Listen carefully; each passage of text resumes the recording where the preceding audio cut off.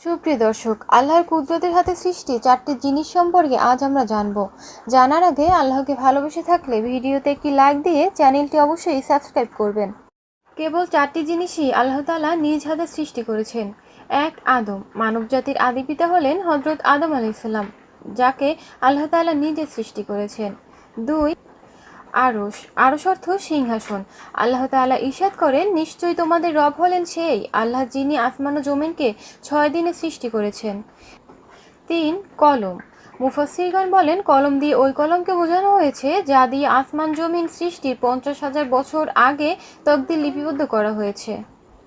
4. জান্নাতে আদন। 8টি জান্নাতের মধ্যে একটি হলো জান্নাতে আদন। মহানবী সাল্লাল্লাহু আলাইহি সাল্লাম বলেছেন, আল্লাহ তাআলা জান্নাতে আদন সৃষ্টি করার পর তার গাছসমূহ নিজ হাতে রোপণ করেছেন। তখন জান্নাতে আদন বলেছে, মুমিনরা সফলকাম হয়েছে।